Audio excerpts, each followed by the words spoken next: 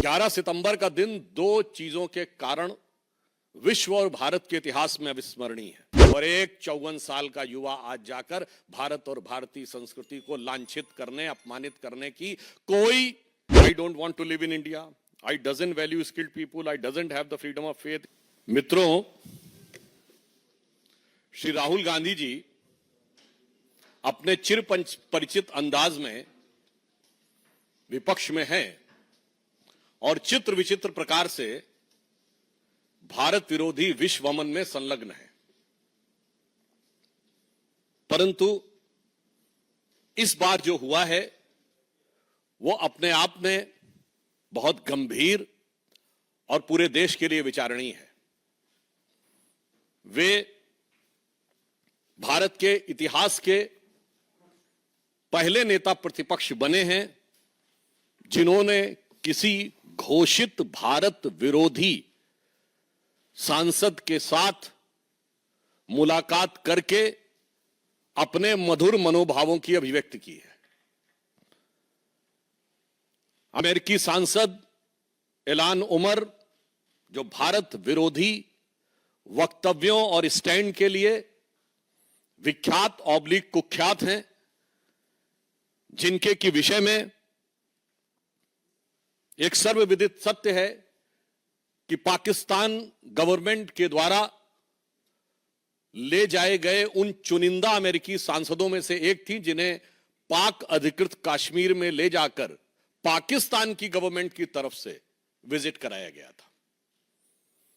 ये अनेक मौकों के ऊपर ऐसे बयान दे चुकी हैं जो सीधे मुस्लिम ब्रदरहुड और आईएसआई के लिए प्रत्यक्ष अथवा परोक्ष रूप से सहानुभूति दर्शाते हैं।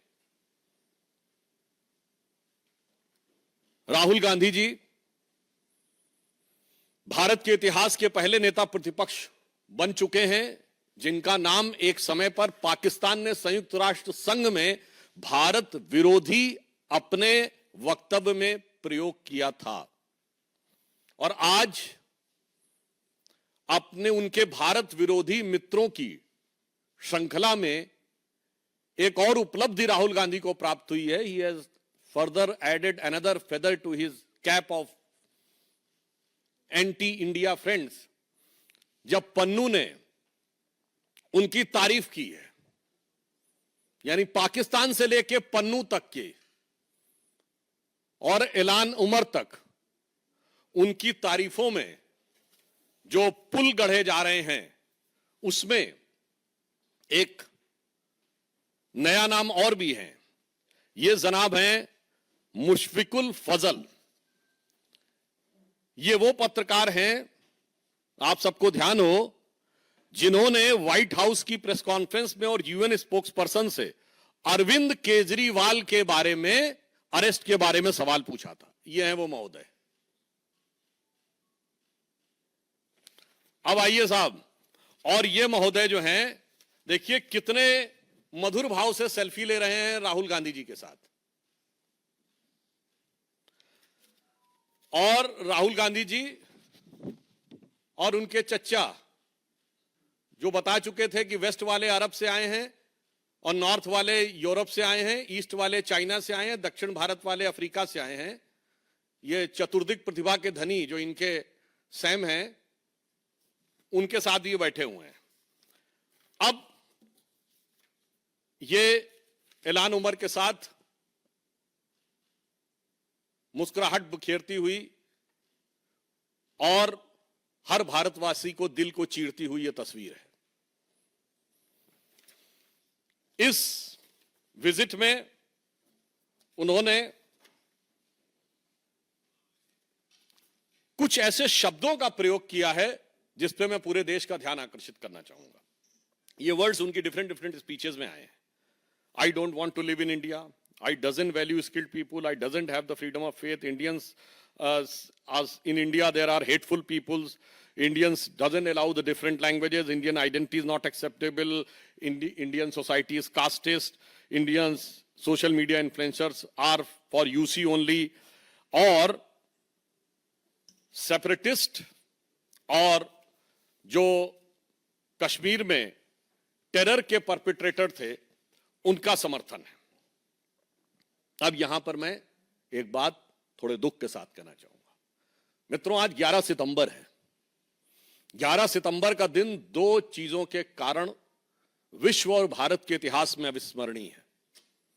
एक बहुत दुखद याद जुड़ी हुई है 11 सितंबर से 9/11, और इस समय संयोग से राहुल गांधी अमेरिका की धरती पे हैं। मैं पूरे भारतवासियों को याद दिलाना चाहता हूं कि 9/11 के जो प्राइम एक्यूज थे खालिद शेख मोहम्मद और मोहम्मद अट्टा, कोई पॉलिटिकल पार्टी दिखाइएगा जिसने उनके पक्ष में सहानुभूति का बयान जारी किया हो। कोई टीवी चैनल दिखाइएगा जिसने 9/11 के बाद इन लोगों के पक्ष में सहानुभूति दिखाई हो।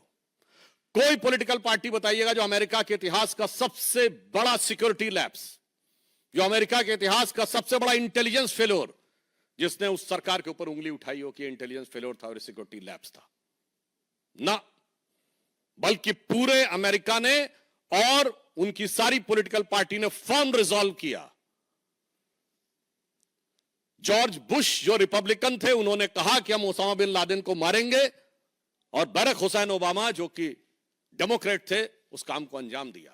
आज भारत में अगर उसके समकक्ष जो भारत की संसद पे हमला हुआ, जिसके लिए सर्वोच्च न्यायालय ने rare of the rarest crime शब्द का प्रयोग किया है अपने जजमेंट में, आप जाके चेक कर सकते हैं अफजल गुरु की हैंगिंग के बारे में। 7 साल उसकी हैंगिंग रुकी रही, और आज भी जम्मू कश्मीर चुनाव में कांग्रेस के मुख्य सहयोगी दल कहते हैं कि अफजल गुरु की हैंगिंग गलत थी। और ये राहुल गांधी अफजल की पहली बरसी पर, लोग शायद भूल गए होंगे वो जेएनयू में जो नारे लगे थे ना, भारत तेरे टुकड़े होंगे इंशाल्लाह, और ये अफजल हम शर्मिंदा है तेरे कातिल जिंदा, वो था क्या? वो 2015 में अफजल की हैंगिंग की पहली बरसी थी, और जिसका ये लोग नैतिक समर्थन कर रहे थे। सोचिए ये 11 सितंबर हमें क्या याद दिलाता है?